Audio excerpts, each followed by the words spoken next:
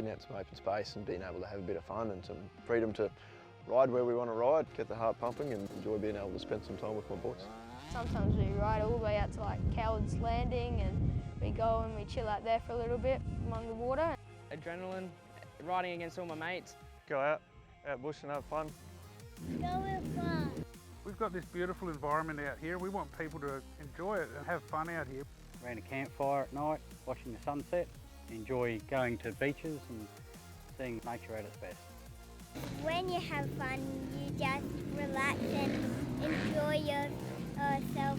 Motorbike and off-road vehicles often get a bit of a bad rap, and it's understandable when people do the dumb stuff. People not sticking to the tracks and riding over vegetation is a big issue. You can see this area here has been heavily impacted by off-road vehicles driving over the salt marsh. There's really deep wheel ruts here where the water is pooling, so that's interrupting the flow of the tidal movements over the salt marsh. Next to climate change, off-road vehicle damage is probably the biggest threat to our threatened ecological community out here. There's a lot of vegetation damage and the algal mat here has been ripped up as well. That's one of the biggest problems with clay pans. They look really, really good until you drive your car on it. And once you break through that soft layer at the top, it is just complete and utter mud. People get their car stuck, then someone comes out to help them get their car stuck. And you end up with like 3 or 4 cars digging up the clay pans.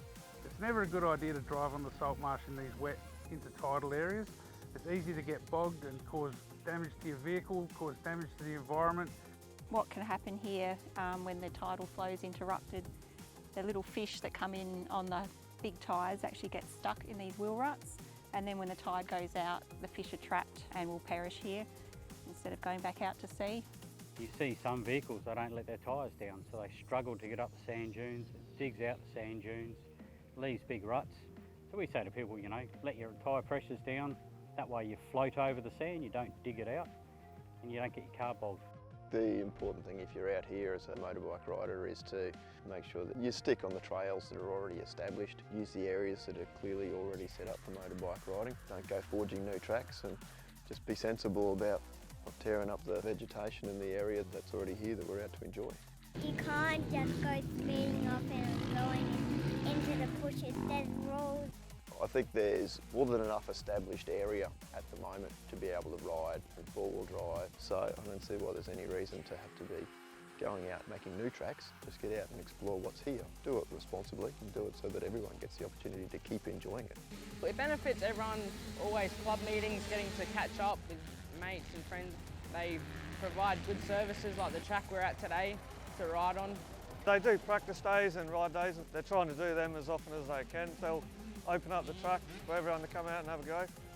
We encourage people when they join the club to go out and enjoy the outdoors, and we teach them how to do that without damaging the environment, without damaging their own vehicles. Responsibly use the land that we've got available to us, that way it doesn't get blocked off.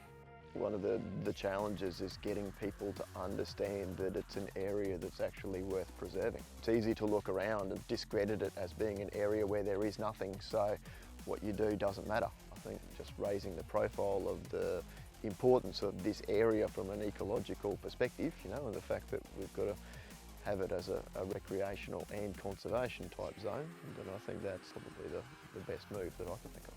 It'd be good if everyone just can respect the land.